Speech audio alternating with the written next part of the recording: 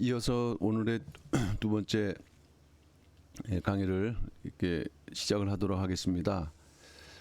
첫 번째 강의에서는 예수 그리스도의 족보, 마태복음 1장에 나타난 예수 그리스도의 족보를 1기, 2기, 3기로 나누어서 그 가운데 이제 공백을 우리가 공부했고, 특별히 이 3기의 공백에 대해서 공부를 했습니다. 3기에 어떠한 공백이 있는지, 또 그것이 알려주고 있는 바는 무엇인지 하는 것입니다. 일단 이제 3기에서 중요한 인물이라고 할 때는 여고냐, 여호야긴이죠. 그 다음에 스알디엘, 그 다음에 스룹바벨, 그 다음에 아비훗, 그리고 쭉 내려가서 예수 그리스도. 왜 그러냐면은 요 인물들은 구약 성경에 나타난 실제 인물들, 물론 이제 다 실제 인물들이지만 역사적으로 기록됐다는 말씀이죠.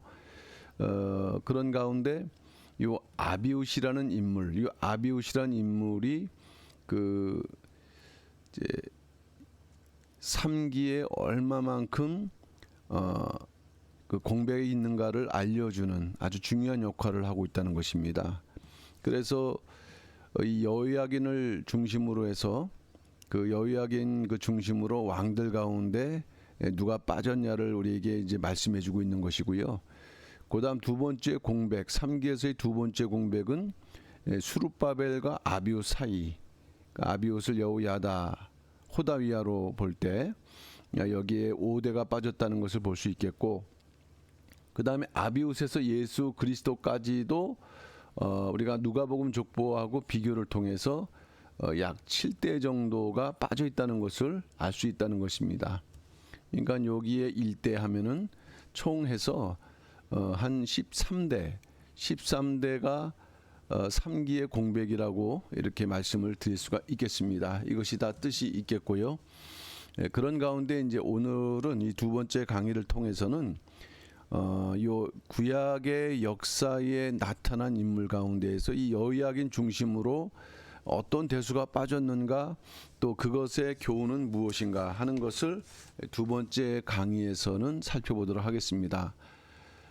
그러면은 두 번째 강의에 첫 번째 주제가 되겠습니다만은 마태복음 족보 3기에서 기록되지 않는 왕들의 역사입니다.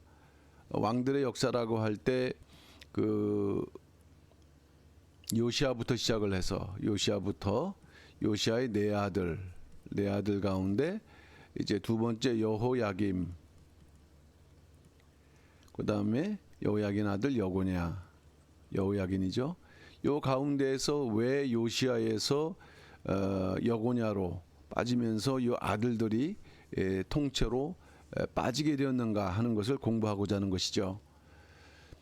그렇게 되기 위해서는 우리가 좀 전체적으로 다시 한번 연도와 또 그 당시의 역사적 상황을 좀 정리를 해볼 필요가 있습니다. 일단 요시아는 선왕인데 16대 왕으로서 640년 BC 640년에 즉위해서 609년 B까지 31년을 통치했다는 것입니다. 그러면 어떻게 해서 요시아가 그 아들 여호아스에게 그 왕위를 물려주게 되었는가? 그것은 바로 이 당시에, 이 609년 당시에 무기또 전쟁이라는 것이 발발했다. 무기또 전투. 이 무기또 전투라는 것은 그 당시에 그 오래된 왕국이었던 아수르 제국과 또 신흥 이제 바벨론 제국인데 신흥이었습니다.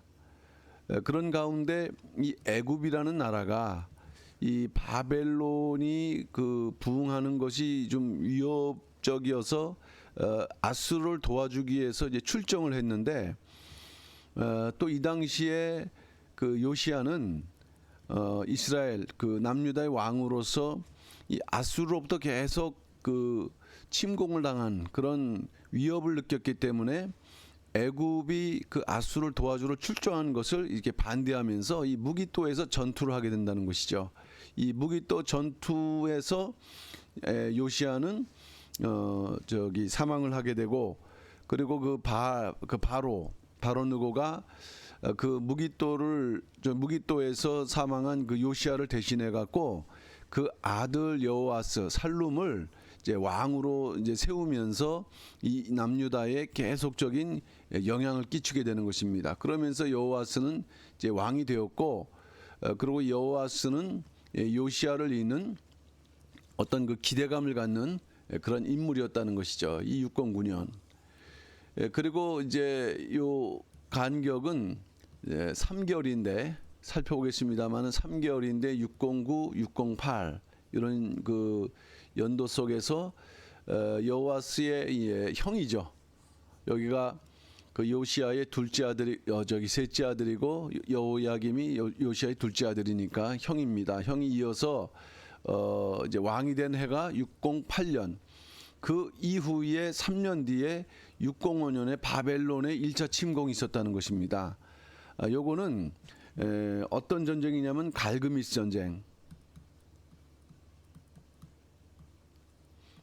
혹은 전투라고도 우리가 부를 수 있을 때, 이 상황에서 이제 바벨론이 그 애굽을 이제 원래 그 반대로 왔다가 애굽이 반대로 왔다가 공격을 한 것을 알고 이 세력을 이게 누르기 위해서 이제 공격을 한 것입니다. 바벨론이 그 애굽을 공격을 하면서 이제 승리한 해요. 그래서 이것이 바벨론 원년이기도 합니다. 바벨론 원년. 그런데 이 승리 후에 귀국하면서 사실은 이 이스라엘이라는 그 팔레스타인 지역이 애국과 이 아수르 혹은 이 바벨론에 어떻게 보면은 이 그 지나가는 통로 같은 위치에 있기 때문에 이 바벨론이 귀국하면서 이 남유다를 공격한 것입니다. 남유다. 그것이 1차 침공이 되는 것이에요. 605년. 그리고 침공했지만은 그 당시에 여호야김을 끌고 간 건 아니었는데 요 3년을 바벨론 섬겼지만 배신하게 되면서 602년도에 바벨론으로 왕을 여호야김을 포로로 끌고 가죠. 그리고 다시 돌려보냈지만은 나중에 이 597년도 왕이 바뀔 때 이때 처참하게 그 바벨론 군사에 의해서 여호야김은 죽임을 당하게 됩니다. 그리고 그 아들 여호야긴이 597년에 2차 침공이었었을 때 이때 이제 왕으로서 또 역시 3개월 통치하다가 포로로 잡혀간다. 유일하게 그 예레미야의 그 하나님의 명령대로 끌려간 이는 이 여호야긴이었고, 이후에 이제 그 삼촌이 되는 시드기야가 이제 왕이 되면서 586년까지 11년 통치를 했는데 이때 마지막 침공을 한 것이 580년. 이러면서 멸망을 당하게 됐다. 이스라엘의 멸망, 예루살렘 성전의 파괴. 이것이 그 당시에 이루어졌던 그 남유다 멸망 그 상황의 이제 그 역사적 상황이었다는 것입니다. 그러면 구체적으로 이 왕들이 어떠한 내용이기에 하나님께서 은혜를 베풀지 않으시고 처참한 그러한 죽음, 그 멸망을 맞이하게 했는가 하는 것을 우리가 이제 살펴봐야겠습니다. 첫째로 여호아스입니다. 첫째로 여호아스의 셋째 아들이라고 했는데 3개월 통치임에도 불구하고 609 비년에서 608년이라 2년이 걸쳐 있지만은 요 비라는 것은 이스라엘은 두 달력을 쓴다 그랬죠.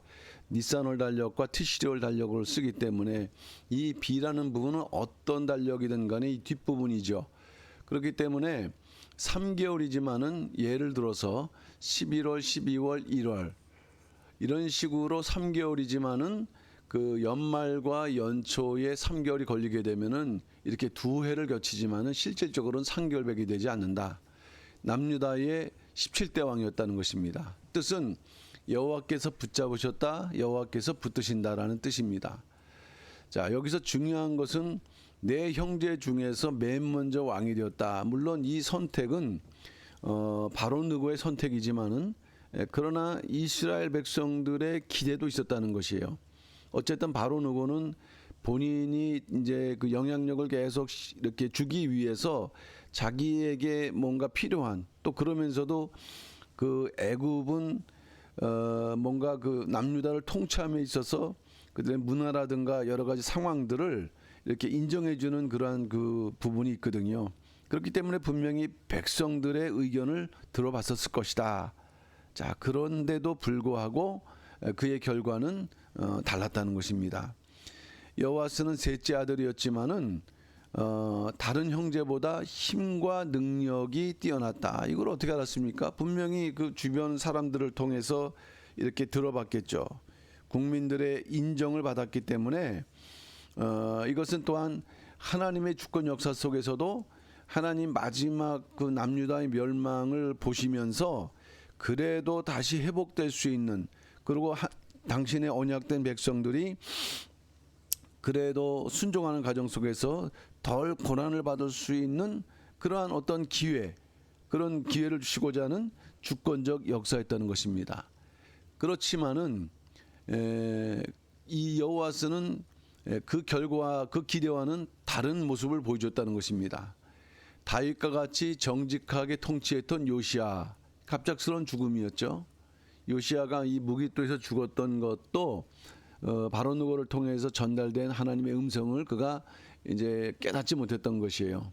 어쨌든 백성들은 큰 슬픔에 빠졌고 그래서 그 요시야가 보여줬던 어떤 신앙의 개혁을 계승하는, 그래서 이 어려운 때 나라를 부강하게 만들기를 원하는 기대가 여호아스에게 있었지만은, 그러나 여호아스는 정작 젊은 사자라는 그러한 그 이제 비유를 듣게 됩니다. 이 젊은 사자라는 것은 어떤 의미냐? 이거는 포악하다는 의미가 담겨져 있어요. 힘이 있고 넘치기 때문에. 그러나 분별은 안 되기 때문에 그 힘을, 그 능력을 이제 제대로 쓰지 못하고 자기의 이익만을 위해서 사용하는 이 포악. 짧은 3개월 동안 동족을 살해하고 학대하고 압제하며 약탈하고. 그러니까 오죽했으면은 이 여호아스가 왕이 된 3개월 이후에 바로 느고가 그를 잡아갔을까? 그러니까 그 바로 느고가 볼 때도 이건 아니다 싶은 정도의 아주 악한 왕이었다. 이 요세푸스 역사가는 그를 불신앙적이고 불순한 성격의 소유자다라고 이렇게 언급을 하고 있다는 것입니다. 그 결과 여호아스는요, 애굽으로 끌려갔습니다. 애굽 왕 바로 느고는 무기토 전투라 그랬죠. 이 무기토 전투라는 거는 훗날 그 요한계시록 16장 16절 보게 되면은 아마겟돈 전투라는 게 나오는데, 이 뭔가 이 아마겟돈 전투의 그 같은 의미죠. 이것이 그 종말적으로 어떤 역할을 하게 될지 우리는 그거는 사실 알 수는 없지만은 하여튼 중요한 의미를 지닌다는 거예요. 그것을 요한계시록에서 그렇게 또 새롭게 계시를 하고 있기 때문인 거죠. 어쨌든 그 전투에서 이제 왕이 됐어요. 왕이 되었는데 끌고 가고 림나에 가뒀다. 그리고 그의 형 엘리야김인데 그 엘리야김을 여야김이라는 이름으로 바꿔서 유다의 18대 왕으로 세웠다는 것이죠. 뭐 끌려간 다음에 짐승처럼 비참하게, 이 뭐 23살이었으니 얼마나 젊고 그 참 어린 나이였습니까? 그러나 그 여호아스에 대한 또 그 바로 느고의 어떤 그 기대가 있었기 때문에, 왜 왕으로 이렇게 세워졌을 때 뭔가 기대가 있었지 않겠습니까? 근데 그거에 대한 그 어떤 기대치를 이루지 못함으로 인해서 짐승처럼 아주 비참하게 끌고 가서 죽임당했다고 에스겔 19장 4절에서 증거를 하고 있습니다. 그 여호아스의 가장 큰 문제점은 무엇이냐? 그 마음속에 하나님이 계시지 않아요. 의지하지 않습니다. 너무 힘과 능력이 있다 보니까 그의 결론은 교만이었다는 거예요. 23살에 그 능력과 힘이 있었지만은 하나님 의지 않고 자신의 능력만을 믿는 교만함. 이것이 바로 여호아스의 결정적인 그러한 이제 죄악이었고, 또 그것이 그 예수 그리스도의 족보에 들어갈 수 있었던 기회를 놓치는 그 이유였다고 볼 수 있겠습니다. 두 번째는 여호야김이죠. 여호야김은 608년부터 11년을 통치했던 18대 왕이라 했습니다. 여호와께서 일으키신다. 여호야김에 해당되는 연도를 우리가 다시 한번 보게 되면은 608년입니다. 왕이 되었어요. 엘리야김에서 여호야김으로 이름이 바뀌었다라는 것이고, 또 605년도에 그 바벨론 느부갓네살에 의해서 침공을 당했다. 이것이 바로 1차 포로죠. 1차 포로. 그리고 3년을 섬겼다가 배신을 함으로 인해서 602년도에 잠시 동안 바벨론의 포로로 끌려갑니다. 바벨론으로 끌려갔다가 요거는 이제 597년도 밑에 잘 안 보이는데 597년도에 2차 포로 기한이죠. 이때 그 2차 포로 기한이 아니라 2차 포로가 되었을 때 바벨론 군대가 쳐들어와서 예루살렘에서 이 여호야김을 이제 죽였던 것입니다. 그러니까 이 역시 11년이나 통치를 했지만은 역시 그 결과가 좋지 않았다는 것입니다. 그러면 여호야김은 어떤 인물이었는가? 이 여호야김은 여호야긴의 아버지니까는 어쨌든 그의 행위에 따라서 요시야와 여호야김, 여호야긴이라는 그런 어떤 그 흐름으로 족보에 기록될 수 있었지만은 역시 여호와스와 다른, 오히려 어떤 면에서는 더 하나님 앞에 범죄하는 그러한 그 폭군 같은 왕이었다 하는 것입니다. 일단은 욕심이 가득했다. 그리고 폭군이었다라는 거예요. 자, 그 여호와스와 어떤 그 행태가 좀 비슷하게 나타나는데, 일단 백성에 대해서 자비가 없었습니다. 압박하고 강포를 행했다. 세금을 왜 걷어들였을까요? 이것은 이제 바벨론의 그 상납할 세금인데, 그 세금을 많이 걷어들여서 그 돈을 남겼습니다. 그래서 자신의 호화로운 궁전을 짓고자 했던 것이에요. 이때가 이제 25살 때 왕이 되었으니까 뭐 11년 통치에도 36살.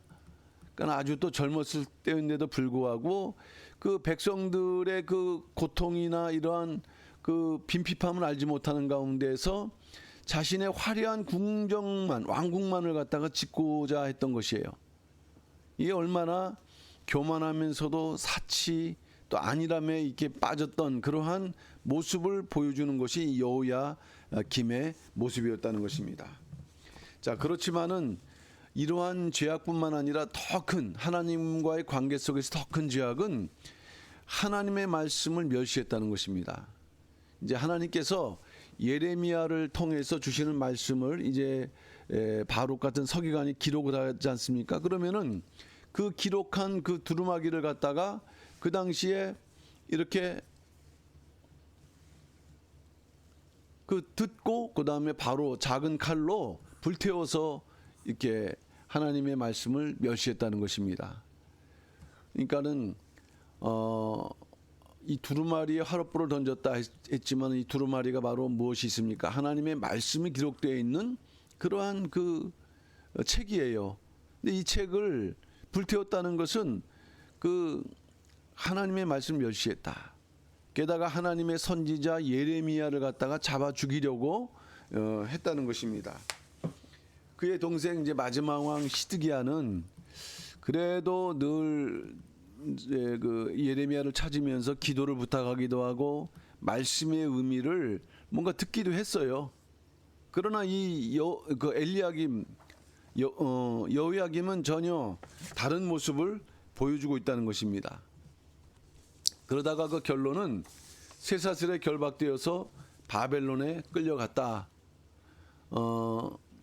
일단은 이제 요 쇠사슬에 끌려갔다는 것은 아까 말씀드렸던 것처럼 602년 이제 1차 포로 후에 그 3년 동안에는 바벨론 섬겼지만은 순간 또 배신하면서 애굽의 도움을 기대했다는 것이죠. 그랬다가 쇠사슬로 이제 끌려갔다는 것이에요. 그리고 그 당시에 성전의 기구들도 함께 이렇게 또 바벨론으로 옮겨지게 되는 그런 좀 안 좋은 기회가 됐다는 것입니다. 그 결국 여호야김은 예레미야의 예언대로 아주 비참한 죽음을 맞이하게 되었다. 바벨론에 끌려간 얼마 후에 예루살렘으로 돌아왔지만은 예레미야의 예언대로 그 597년까지 통치를 했는데 이때가 2차 포로 아닙니까? 2차 포로 죽으면서 그의 아들이 왕이 되었단 말이에요. 근데 어떻게 죽임을 당했냐? 왕인데도 불구하고 이 느부갓네살의 종들이 아주 이 여호야김을 갖다가 아주 그 멸시하는, 죽임을 당한데 예루살렘 성 밖에 던져지는 그러한 일을 했다는 거예요. 그러니까 이 성 밖에 던져진다는 것은 무엇입니까? 저주받은 죽음의 상징이거든요. 왕이. 그리고 또 이 여호야김을 사람들이 그렇게 측은히 여기지 않았어요. 그러니까 그걸 그대로 놔두면 어떻게 됩니까? 썩으면서 짐승의 밥이 된다는 것이죠. 이거는 참 저주스러운 죽음이라고 할 수밖에 없는데, 이것 역시 그 앞에 그 여호와스와 더불어서 하나님 의지하지 않고 애굽을 의지했다. 그 결과 수치와 수욕을 당한 결과라는 것을 우리는 볼 수가 있습니다. 그러니까 이 여호야김이 이러한 이유로 빠졌다라는 거 당연한 일입니다. 족보에서 빠졌다라는 것은. 마지막 세 번째 인물은 시드기야입니다. 시드기야. 그 597년, 이 597년은 2차 포로, 그 여호야긴이 이제 여호야긴이 그 이제 바벨론으로 끌려가게 되면서 대신 왕위가 되면서 11년간 통치하게 됐다는 말씀이죠. 597년에 왕이 됐는데 실제로 586년에 멸망했지만은 바로 쳐들어왔던 것이 아니었고요. 588년도에 이제 예루살렘을 공격을 해서 포위를 했다. 이것은 뭐냐면은 왕 9년째라는 것이 왕을 그 통치한 그 9년째. 그러니까는 2년 이상 그 포위하면서 이 예루살렘은 엄청난 고통 속에, 특별히 이제 기근이 생기면서 사람들이 서로 자기 아들을 잡아먹는 정도의 아주 그 수치스럽고 치욕스러운 그러한 마지막 환란의 그 예표가 되는 그 환란이 이때 이루어졌다는 것이에요. 그러다 잠시 또 애굽의 연결을 해갖고 애굽이 오다 보니까는 이제 빠졌다가 다시 돌아왔거든요. 그러면서 이 시드기야에 대한 그 느부갓네살의 어떤 분노는 더 컸겠죠. 군대를 빼야 되는 그러한 일들이 있었기 때문에. 그러니까는 시드기야는 어떻게 보면 바벨론 입장에서는 계속 그 도전하는 그러한 어떤 모습을 보여줬던 것입니다. 그러다가 이제 바벨론을 끌려갔는데 아주 처참하게 두 눈 빠지고 쇠사슬에 차여갖고 끌려가게 되는 그러한 그 참 처참한 그 마지막을 이렇게 보여주는 인물 되겠습니다. 그럼 구체적으로 시드기야는 어떠한 이유로 또 이 왕의 그 예수 그리스도의 족보에서 빠지게 되었는가? 시드기야는 하나님의 예언을 무시했다. 자, 누구보다도 시드기야는 그 예레미야 선지자에 대한 말씀을 또 이렇게 경청 듣는 그러한 그 기회가 있었습니다. 그러니까 그 형이 되는 그 여호야김하고 달랐어요. 그래서 예레미야가 바벨론에 항복해야 살 수 있다라는 얘기를 많이 말씀을 전했었을 때 그런 얘기를 많이 이렇게 여러 가지 모양으로 이렇게 전달을 받습니다. 일단 주전 588년에 바벨론 왕 느부갓네살이 이제 3차 그 공격을 위해서 이제 공격을 했거든요. 그리고 포위를 했지 않습니까? 그 당시에 예레미야에게 기도를 부탁한 일도 있었어요. 예레미야에게 기도를 부탁했다. 이 환란으로부터 우리가 이겨나갈 수 있도록 하나님께 기도해 달라라고 부탁을 한 거죠. 그때 예레미야는 또한 대항하지 말고 항복하라. 이것이 하나님의 뜻이다. 하나님의 명령이다라고 권고를 했죠. 그러나 이제 이러한 때에 이 시드기야는 또 어렵지 않습니까? 그리고 그 주위에는 예레미야를 오히려 거짓 선지자로 몰아가는 많은 악한 거짓 선지자의 무리가 있었던 거예요. 그러니까는 겉으로 볼 때도 대항하지 말고 항복하라. 이거는 일반적으로 볼 때는 좀 어떤 매국적인 행위 같이 보이지 않습니까? 하나님의 뜻을 알지 못하는 것입니다. 포로로 갔다가 거기서 이제 번식을 한 다음에 다시 돌아올 것이 하나님의 예언이기 때문에 이렇게 말씀했는데, 이 알지 못했던 거짓 선지자들은 오히려 예레미야와 반대되는 그러한 예언을 갖다가 계속 했었어요. 그리고 백성을 미혹하고 또 충동질을 했던 것이죠. 심지어는 이제 왕에게도 이 거짓된 그러한 주장을 이제 함으로 인해서 이 시드기야가 결국에는 불순종하게 되는 역할을 하게 됐던 것입니다. 어쨌든 이 시드기야 하나님의 뜻을 들음에도 불구하고 헤아리지 못했습니다. 그 바벨론 왕을 배반하게 됐죠. 잠시 이제 그 애굽 왕 바로에게 연락을 해서 요청을 해서 그 바벨론이 물러가는 순간이 있었지만은 다시 돌아오거든요. 바벨론 군대가 다시 와서 에워싸고 공격함으로 인해 갖고 이제 완전히 남유다가 이제 멸망을 당하게 되고, 그 결과 바벨론에서 70년 동안의 징계를 이제 받게 된다는 말씀이 되겠습니다. 그러면은 시드기야는 어떻게 해서 그 하나님 앞에 또한 범죄를 했는가 할 때 하나님의 선지자를 무시했다는 것입니다. 그 대표적인 선지자는 예레미야죠. 예레미야. 그 베냐민의 집 윗문에 있는 착고라고 했는데, 이 착고라는 것은 이것은 그 구부린 자세 또는 그 몸을 꿇게 하는 자세로서 이렇게 뭔가 그 계속적으로 그런 자세를 취하게 하는 이 고문 도구거든요. 고문 도구.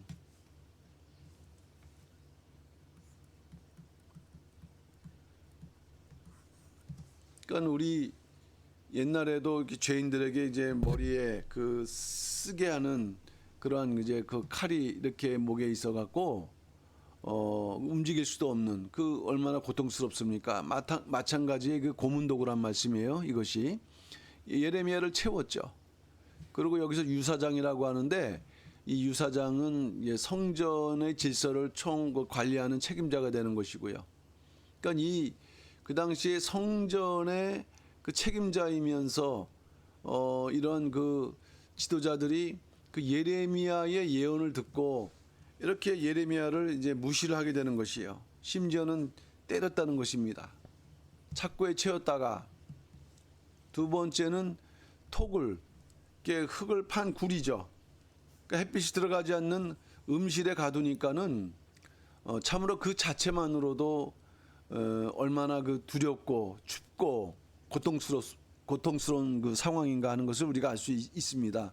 일단 그 예레미야가 당했던 그런 그 공격은 매국노라는 이제 누명이죠. 그리고 이제 붙잡혔습니다. 그러니까 예레미야도 스스로 내가 거기서 죽을까 두려워하나이다라고 할 만큼 이 그 음실이 얼마나 고통스러웠는지를 그가 이제 고백을 하고 있는 것이에요. 자, 그럴 때 애굽 군대가 물러가고 바벨론 군대가 다시 침공했었을 때, 그러니까 이 위기, 마치 애굽 군대가 들어왔었을 때, 그래서 바벨론 군대가 물러갔었을 때는 이제 끝났구나라고 생각을 했는데, 바벨론 군대가 다시 침공하면서는 시드기야는 또 다른 이제 그런 위기 의식을 느꼈던 것입니다. 이때 그 예레미야를 다시 찾아왔는데, 이 당시 예레미야가 너무 고통스러운 것을 이제 그 시드기야에게 전달을 했고요. 그리고 시드기야는 그 시대 뜰에 두라. 시대 그 왕의 그러한 시대 뜰에 두고 매일 떡 한 덩이씩 주라라고 이렇게 명령을 하면서 그 위기를 일단은 벗어나게 됩니다. 그러다가 시대 뜰 말기야의 구덩이에 던져진다고 그랬습니다. 시대 뜰 말기야의 구덩이, 이것은 왕이 명령했던 그것과 다른 또 다른 이제 구덩이에 또 던져짐으로 인해 갖고 이 예레미야가 또 목숨의 위협을 느끼는 상황이 된다는 거예요. 그러니까 그것이 어떻게 됐냐면은 방백이라는 거는 이제 아주 높은 지도자의 위치에 있는 사람들인데 무려 4사람이 시드기야에게 고소를 한 거죠. 이 어린 나이 아닙니까, 시드기야가? 근데 고소를 하다 보니까는 마음속으로는 이제 선지자로서 그가 생각을 했던 부분이 있지만은 이제 두려워서, 그들의 고소에 두려워서 넘겨줬다. 그래서 어떻게 됐냐면은 말기야의 그 구덩이에 던져 놓음으로 인해 갖고, 자, 첫째는 추위, 두 번째는 굶주림, 세 번째는 온몸이 조여오는 토압으로 인해서 생명의 위협을 느낄 수밖에 없는 그런 상황이었다는 것입니다. 이제 그 당시에 이 구스 사람 에벤멜렉이라는 신하가 시드기야에게 이제 간청을 해갖고 결국 생명을 건지게 되었다 하는 것입니다. 그러니까는 이 예레미야는 하나님의 말씀만을 이렇게 전하는, 참 그 50년 가까이 말씀을 전하면서 오직 하나님의 뜻만을 전했는데, 근데 그것을 그 중심을 알아주지 못하는 가운데 이렇게 그 많은 고통을 당했다라는 것을 우리는 발견하면서 참 하나님의 말씀을 지켜나간다는 것이, 그대로 순종해 나간다는 것이 얼마나 어려운 일인가 하는 것을 우리는 예레미야를 통해서 발견할 수가 있습니다. 그 결과 이제 시드기야는 참 그 불명예스러운, 그때 그 예루살렘 성전이 회파된다는 거예요. 예루살렘 성전은 남유다 백성들의 그 정신적인 그 중심 아니겠습니까? 그러니까 그들은 절대적으로 이 회파될 일이 없다. 물론 하나님의 영광이 떠났다는 것을 몰랐기 때문에 그렇게 생각했지만은 그들은 하나님이 성전에 계시다는 믿음 속에서 회파될 일이 없다고 했는데, 이 일이 이 시드기야 왕 때 이루어지면서 마지막 왕이 됐다는 거예요. 그래서 남유다는 패망하게 되었다. 그 느부갓네살이 그 3차 포로를 위해서 9년 10월 10일 날 침공을 했고요. 그리고 11년 4월 9일까지, 이것이 패망일이니까 2년 6개월 동안 예루살렘을 포위하고 있었다. 아까 말씀드렸지만은 이제 큰 기근, 이 예루살렘을 갖다 이렇게 포위를 하고 있으니 나아갈 수도 또 들어갈 수도 없는 그런 가운데에서 음식을 먹을 수가 없었어요. 그러니까 이 자기 자식을 삶아 먹을 정도의 그런 큰 그 재앙이고 기근이었다. 예레미야 4장 10절 말씀 보게 되면은 처녀 내 백성의 멸망할 때 자비한 부녀가, 여기서 자비했다 그랬거든요. 자비라는 것은 그 선한 마음을 가진 그 여자를 갖다가 설명하는 것인데, 자기 손으로 자기 자녀를 삶아서 식물을 먹을 정도로, 오늘은 네 자녀 먹고 내일은 내 자녀 먹자, 이런 식으로 또 서로 간에 이렇게 하다가 또 싸움 나고 배부르면서 싸움 나고 하는 일들이 그 당시에 있었다는 것입니다. 참으로 수치스러운 역사가 아닐 수밖에 없어요. 그리고 시드기야는 정작 이제 도망을 가다가 이렇게 붙잡히게 되는데, 포위하고 있으니 도망가는 게 뭐 쉽지 않죠. 그래서 이제 자식들은 그 시드기야 눈앞에서 죽었습니다. 그리고 이 바벨론 군대는 시드기야의 두 눈을 갖다가 인두로 이렇게 뽑았어요. 그러니까는 두 눈이 없는 가운데에서 아무것도 안 보일 뿐만 아니라 얼마나 고통스러울까요? 그런 가운데에서 바벨론으로 끌려갔다. 그러면은 뭐 어떻게 데리고 갔을까요? 그 정도의 고통을 줬는데 무슨 뭐 말에 태우고 가겠습니까? 쇠사슬에 채워갖고 끌고 갔겠죠. 그것이 뭐 1, 2km도 아니고 1000km 이상에 되는 거리를 아마 그냥 가다가 너무 힘들어서 아마 도착해서 죽었을 가능성이 크다는 것입니다. 이 하나님의 말씀을 순종하지 않는 그 결과예요. 이것이 참으로 안타까운 일이 아닐 수가 없습니다. 좀 더 요 그 공격한 상황을 볼 때 바벨론 입장에서 보게 되면 느부갓네살 19년 5월 7일 되는데 이제 아까 우리가 4월 이 9일이라는 것은 멸망한 날이고요. 그 이후에 다시 시위대 장관 누부사라단을 갖다가 이제 보내서 완전히 하나님의 전이라든가 왕궁, 그다음에 집, 사면, 성벽을 갖다가 이제 헐어버리게 되는 것이에요. 왜? 다시 그 회복할 그런 그 어떤 근거를 이제 다 없애버리는 거죠. 그러니까는 세 차례에 걸쳐서 605년, 597년, 586년 전 기구 얼마라 그랬거든요. 하나님의 성전. 그래도 그 당시에는 뭔가 가져가긴 가져갔지만은 그래도 하나님의 성전에 대한 뭔가 어떻게 보면 그들이 의식하는 그런 부분이 있었다는 것입니다. 그러나 이제 2차 포로가 되면서는 모든 보물. 그러다가 이제 3차 포로 올 때는 그 여호와의 전 앞에는 이 두 기둥, 야긴과 보아스라는 놋기둥이 이렇게 있는데 그것도 뭔가 그들에게 가치가 있다고 해서 그 수 킬로, 천 몇백 킬로를 가지고서 이제 갔단 말입니다. 그리고 성전에 하여튼 있는 모든 그러한 그 도구들을 다 가져갔다는 얘기예요. 그리고 거기서 끝나는 것이 아니고 바로 이 5월 7일 이후에 이 여호와의 전을 갖다가 다 이렇게 부셔버렸다는 말씀이에요. 그러니까 이러한 그 처참한 역사의 이유는 무엇인가? 그것은 바로 이 바벨론을 통한 하나님의 심판이다. 그 심판은 예정돼 있고 또 바벨론 포로로 끌려가게끔 돼 있다. 그런데 어떻게 끌려가느냐? 예우받는 포로로 끌려가느냐? 아니면 이러한 처참한 결과를 가지면서 죽거나 끌려가느냐? 그건 또 다르다는 거예요.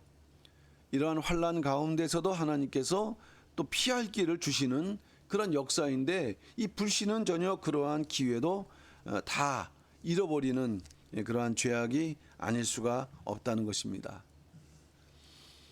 이제 왕과 이제 백성들 끌려갔죠. 그러나 그 남은 그 어떻게 보면은 이제 빈약자들 유다 땅에 남아 있었고요. 그 그달리아를 총독으로 삼아서 맡겼는데 이스마엘, 그다음에 이스마엘과 추종자에 의해서 이 왕족이거든요. 이것이 또 그 자기들이 볼 때 매국적인 행위다라고 하면서 이 그달리아를 죽입니다. 자, 그런데 이러한 면에서 이렇게 볼 때 이 시드기야라는 이름, 여호와의 선물이라 했습니다. 그러니까 남유다의 마지막 왕이 되었는데 어떻게 보면 시드기야가 그 전왕, 그 자기 조카가 되는 여호야긴처럼 하나님의 말씀의 뜻을 잘 알고 스스로 순종하고 이스라엘 백성들에게 하나님의 뜻을 전했다면은 그는 하나님께서 그에게 주신 선물이 되었었어요. 그리고 이제 고다음 연단이지만은 고다음 하나님께서 예비하신 바벨론 포로의 그 연단을 이렇게 받아들이는 그 길을 여는 그런 아주 중요한 선물이었지만은 또 그것을 예레미야를 통해서 말씀했지만은 이제 거절함으로 인해서 멸망당함으로 주전 930년 요거는 솔로몬 이후에 남조와 북조가 나눠진 그러한 연도가 되겠는데 그 이후에 344년 만인 주전 586년에 종말을 맞이했다라고 이렇게 말씀을 하고 있습니다. 그러면은 이 세 왕의 공통점을 우리가 찾아본다고 할 때 이 세 왕은 모두 열조의 죄악된 행위를 본받았다. 또 세 왕은 모두 여호와 보시기에 악을 행했다. 또 세 왕은 모두 하나님 대신 다른 것을 의지했다. 자, 여호와스는 자기 자신을 의지했고 또 그 의지함으로 인해서 그것이 그 애굽에서 볼 때도 인정을 받지 못하는 그러한 아주 교만한 존재인데 비해서 여호야김과 시드기야는 애굽을 의지함으로 오히려 바벨론에 의해서 오히려 그 처참한 그러한 대우를 받게 되는 그러한 그 결과가 있는 것이에요. 세 왕은 공통적인데 또 그러면서도 보게 되면은 이 특별히 여기서 우리는 이 11년 통치했던 여호야김, 하나님의 말씀의 기회가 많았음에도 불구하고 그 하나님의 두루마리를 소도로 잘라서 불태웠던 이 여호야김의 그러한 죄는 더 컸다라고 우리가 생각을 해볼 수 있겠고요. 이 시드기야는 많은 기회가 있었지만은 연약함으로, 담대하지 못함으로 그 예레미야를 통해서 주시는 하나님의 말씀을 이렇게 온전히 붙들지 못함으로 인해 갖고 그 기회, 선물로서의 기회를 다 놓쳤다는 아쉬움을 우리에게 보여준다는 것입니다. 어쨌든 남유다는 세 번에 걸쳐서 바벨론으로 끌려갔습니다. 세 번에 걸쳐서 이 세 번이라는 것은 다시 세 번의 그 기한을 통해서 회복이 되고 있는데 그렇다면은 세 번은 하나님의 계획이었죠. 그리고 또 그때마다 또 끌고 가신 또 선지자들이 있습니다. 또 그들이 다시 이제 회복에 대한 귀환에 대한 또 준비를 하는 역할을 하는 것이고요. 그러니까 모든 것이 하나님의 어떤 주권 섭리 속에서 이루어지는 계획이었다. 자, 그런데 왜 이런 일을 하셨는가? 왜 하나님의 성전이 무너지는 일이 있었는가? 자, 그것은 그들 스스로 깨닫지 못하고 이해하지 못하는 우상 숭배의 죄가 있는 것. 그다음에 하나님의 말씀을 멸시한 것. 이거는 예레미야라든가 많은 선지자를 통해서 뭔가 하나님의 뜻을 일깨워줬는데 그것을 그 세속적인 인본주의적인 사고로 이렇게 부정했던 것. 그러므로 인해서 예레미야를 이렇게 막 멸시를 했는데 예레미야 그 배우에 계신 하나님의 말씀을 멸시한 것이죠. 그러니까 모든 범죄 그 가운데 우상숭배뿐만 아니라 안식일 또는 안식년을 지키지 않는 그러한 율법을 행하지 않는 그러한 모든 죄에 대해서 하나님의 징계, 하나님의 진노가 이 바벨론 그 포로로 보여주고 있다는 것이에요.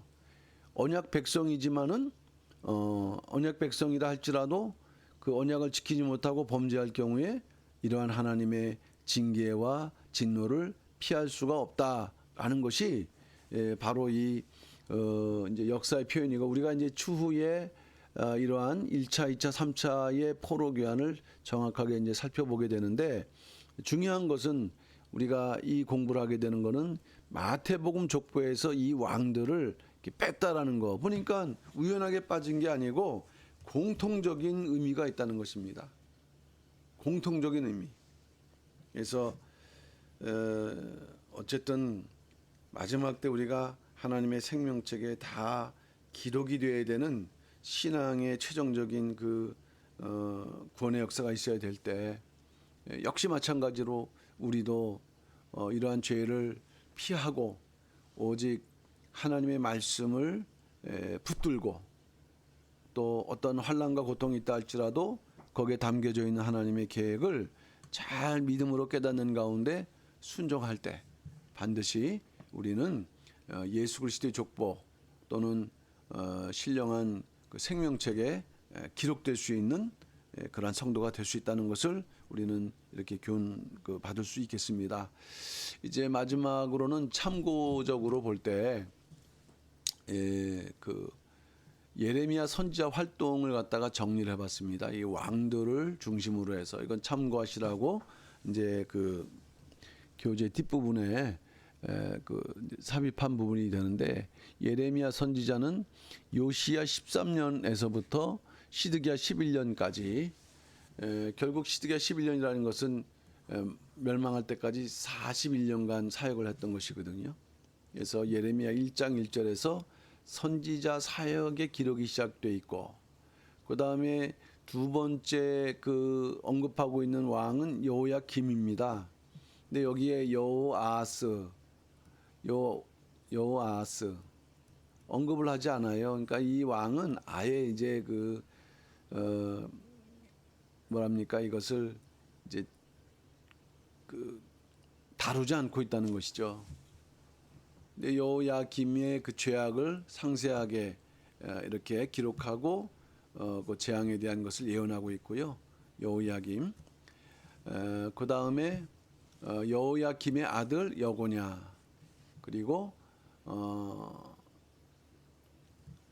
시드기야와 시드기야 9년, 그 다음에 마지막 그 11년에 이르기까지 그 활동을 하면서 뭔가 그 하나님께서 허락하신 그런 사명을 감당하는데, 특별히 요 11년 멸망할 때는 그 예루살렘이 멸망했었을 때 유다에 머물 수 있도록 허락을 받았다 그랬어요. 허락을 받았는데 그 요한안에 의해서 애굽에 끌려가서 그 애굽에 또 도망간 그 남유다 백성들이 있거든요. 그들에게 우상 숭배하지 말라. 그리고 이제 그 다시 거기에 머물러 있을 경우에는 그 하나님의 심판이 임할 것이다라는 마지막 선포를 하면서 그 사명을 마치고 있다 하는 것을 우리에게 말씀해주고 있습니다. 어쨌든 이 부분은 우리가 참고하면서 뭔가 그 당시에 수고했던 이 예레미야 선지자의 활동은 또 전체 그 당시 멸망할 당시의 역사를 이해하게 하는 또 하나의 또 중요한 내용이라고 이렇게 생각해서 참고로 이렇게 보충을 하게 됐습니다. 자, 오늘은 여기까지 하고요. 이제 그 다음 강의는 이제 또 구체적으로 그 바벨론 그 포로 1, 2, 3차에 나타난 내용과 그리고 포로 귀환 1, 2, 3차의 내용을 우리가 또 세부적으로 공부하면서 하나님의 구속 경륜을 이렇게 더욱 좀 더 자세하게 공부를 하도록 하겠습니다. 예, 감사합니다.